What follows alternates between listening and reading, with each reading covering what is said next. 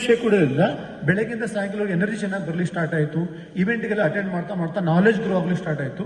ಅದರಿಂದ ಕೋಚ್ ಹೇಳಿದ್ರೆ follow up ಮಾಡ್ತಾ ಸ್ವಲ್ಪ ಇಲ್ಲೆಲ್ಲ ಚೆಕ್ ನೋಡಿದ್ರಲ್ಲ, ಅದ್ರ ದುಡ್ಡು ಬರಲಿ ಸ್ಟಾರ್ಟ್ ಆಯಿತು. ಅದನ್ನು ತಿಂಗಳ ಕೊಡ್ಲಿಕ್ಕೆ ಸ್ಟಾರ್ಟ್ ಮಾಡಿದೆ. ಇದೊಂದು ಕಾಂಪ್ಲೆಕ್ಸ್ 2 ಕೋಟಿಗೆ ಮಾರಿದೆ. ಒಂದು 10 ಎಕರೆ ಹೊಲ ಇತ್ತು, ಅದನ್ನು ಮಾರಿ 3 ಕೋಟಿ.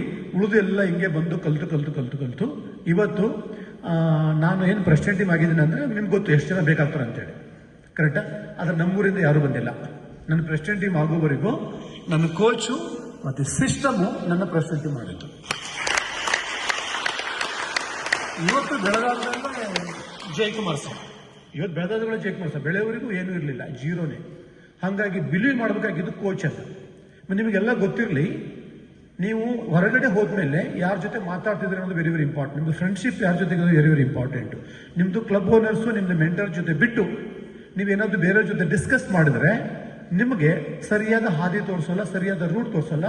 ಅವ್ರದ್ದು ಉದ್ದೇಶ ಯಾವತ್ತಿಗೂ ನೀವು ಅವ್ರ ಮುಂದೆ ಚಿಕ್ಕವ್ರು ಇರಬೇಕು, ಅವ್ರ ಮೇಲ್ಗಡೆ ಇರಬೇಕು. ಸರ್ ನಾವು ಹೊರಗಡೆ ಹಂಗೇನೆ. ಹೌದು, ನನಗೆ ಫಸ್ಟ್ ಬಂದ ತಕ್ಷಣ ಹೇಳಿದ್ದು, ನೀನು ಅವ್ರ ಮಾತು ಕೇಳಿ